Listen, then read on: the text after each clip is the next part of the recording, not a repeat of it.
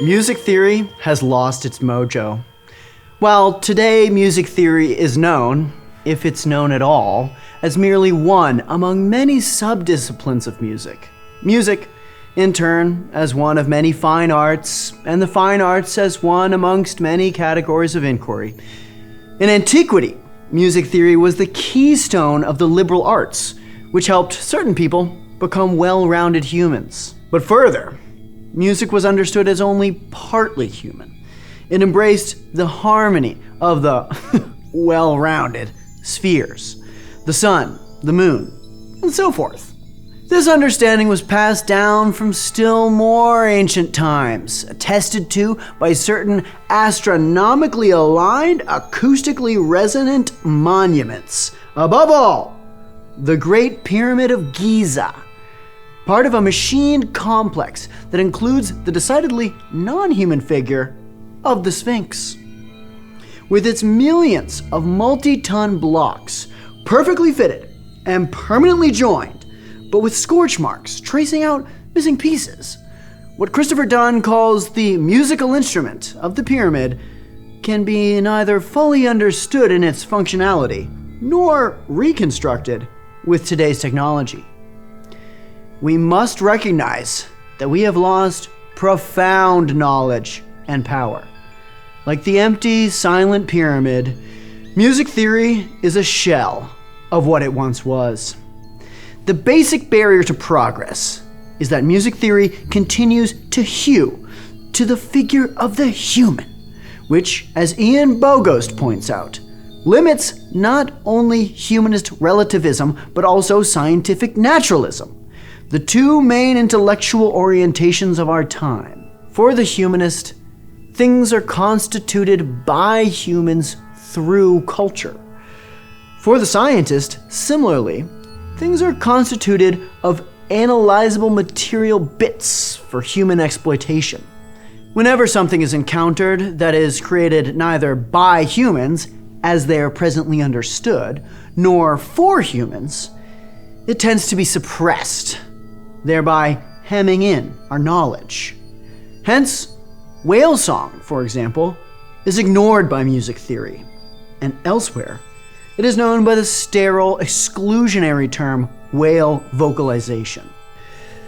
Through such conventional truncations of reality, the figure of the human emblematizes what Roland Barthes calls doxa, accepted ideas, common sense, which glories, doxa also means glory, in linguistic illusions of the self-evident and the indubitable, and which keeps people disempowered through fear of difference, the difference between self and society, the difference between language and reality. Music theory has assimilated to doxa in that, in the words of Arnold Schoenberg, it merely searches out reasons enough to explain what is known. That's terrible. What can we do? Well, we can help music theory recover its mojo by presenting an intergalactic poetics of music that accounts for all possible musical signification in our universe, from a post-human perspective that does not strictly separate signs and things, meaning and matter. The purpose is to sharpen, through experiment, the magic spear point of music, like the apex of a pyramid, peering amid peace and pleasure with power. This poetics, which we will call 5-2, is the musical counterpart to Roland Barthes' SZ, which evaluates a text according to its plurality, the finite degree to which it consists of networks in the field of infinite difference. This networking uses 5 main codes on the page, from codex, book, which are transformed in speech into voice. But according to the intergalactic music theory of everything, to which we are contributing, inaugurated by Daniel K.L. Chua and Alexander Redding, Music similarly consists of networks of difference in relation, i.e. repetition, rhythm, alternatively in the form of events and objects, such as performances and recordings. So what are the codes of music? That is exactly the question.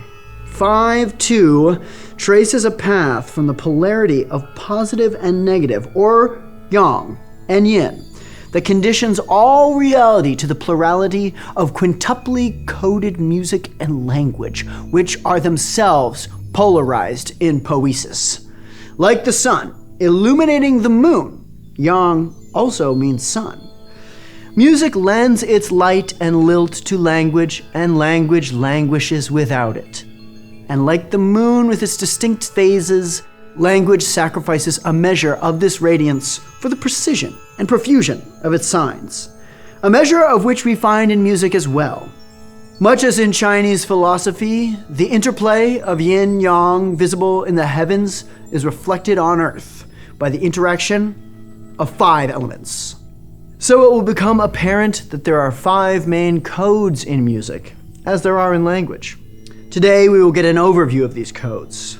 We will see how the polar dialectics of experiential learning lead to the development of social knowledge by way of 5 root tropes. These tropes are derived from music and language and fold back onto them in the form of 5 codes. Let's do it! According to the intergalactic music theory of everything, everything is potentially music. Or at least everything is musically entwined in a pulsating mesh which all objects are interwoven. What distinguishes music from mere pulsations is not, contrary to the opinion of Igor Stravinsky and many others, a human being putting them in order, but the possibility of their being perceived as rhythm, as repetition. A felicitous exemplification of this principle is the series of musical sonifications of frequencies from outer space, being produced by the Chandra X-ray Center. Let's listen to their sonification of the black hole at the center of the Perseus galaxy cluster.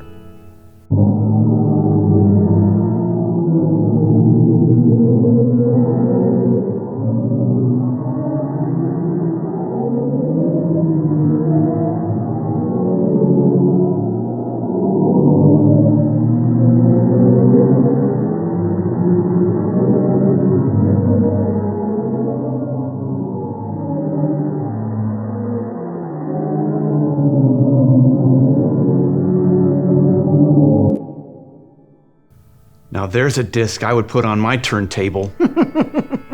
Funny you should say that, because repetition, the substance of music, is also a rotation. See the sine wave, with its pair of polarized pulses, the basic element of all frequencies, also charts the vertical side of a right triangle, whose hypotenuse is a rotating radius.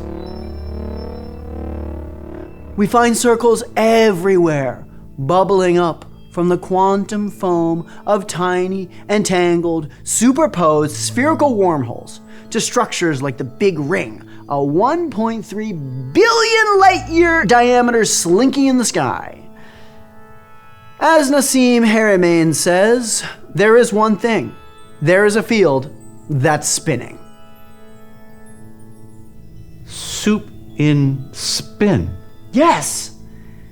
And everything is learned, known, and communicated in circles. Learning is circular, for according to David Kolb, it is based on a pair of orthogonal dialectics, so to speak, apprehension versus comprehension, as forms of grasping, and extension versus intention, as transformations of these experiences. The product of these perpendicular pairs of polar processes is a set of 4 elementary forms of knowledge that develop into social knowledge through the application of certain root tropes, which according to Stephen C. Pepper are the purpose of act, integration, machine, similarity, and event. Here we come to the main point. The The 5 root tropes are born of music and language, and they also bear up music and language with a net of meaning, as toot ropes. The root tropes are toot ropes. Right. And this rootin' tootin' bootstrappin' is at the core of the poetic interpenetration of music and language. On one hand, the tropes are extrapolated from the complementary life cycles of music and language. First, music's primary state is an apparently purposive act. Second, it goes into the data storage mode across a media interface while maintaining its integrity. Third, it persists as information or writing in a machine, which is also the primary state of language. Fourth, music is reconstituted as something similar through the inscription of traits across another media interface. And fifth, it thereby loops back as another event. These 5 nodes serve as the prototype of the tropes. Or tropopipes. Sure. So the tropes are extrapolated from music and language. But on the other hand, they fold back onto the discourse of our encounters with music and language through the experiential learning cycle, developing the discourse through which we attempt to communicate these encounters. Accordingly, there is in both music and language an act code, an integration code, a machine code, a similarity code, and an event code. In a word, the codes of music are texture, memes, structure, seams, and disclosure. Or disc closure. Yes! This idea contributes to the intergalactic music theory being a theory of everything, regardless of which trope is primary in one's field of study. The more any phenomenon is mused over with all the tropes in a spirit of awe, regarding it like an alien golden record improbably washing up on our planetary shore after drifting through the inky void of space for untold eons, the more it rings as music. The Great Pyramid is a kind of golden record that has washed up on our planetary shore, in the sense that it sticks out like a sore big toe in Doxa's bland account of history. The inscriptions on or under the pyramid reported by early historians are missing, but its dimensions and positions still encode numerous cosmic constants, units of measurement, and specific measurements relating to the sun, the moon, and the earth. The pyramid at dusk on equinox displays not 4 but 8 sides, dark and light, reminding us that then the day like night for 3200 seconds clocks, times 3043.7 feet to take a walk around the mountain dials in 24903 statute miles, a longer walk around the earth complete. But the Egyptians did not know this sum when they are said to have built this granite beast. A mystery indeed, if we are honest, and do not drink the Kool-Aid, but just feast upon the biggest book to ever come into our hands and read there what is promised. That's right.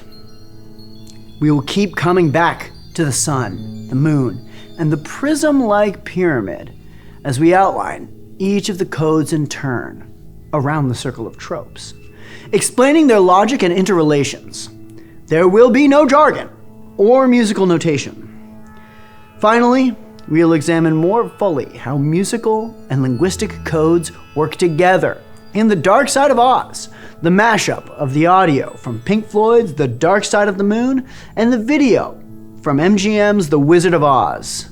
There, as Johann Wolfgang von Goethe says, we will elaborate individual experiments into an experience of a higher nature, and see how the mashup's 5-fold coding evokes and perhaps provokes a related 5-fold development of social consciousness.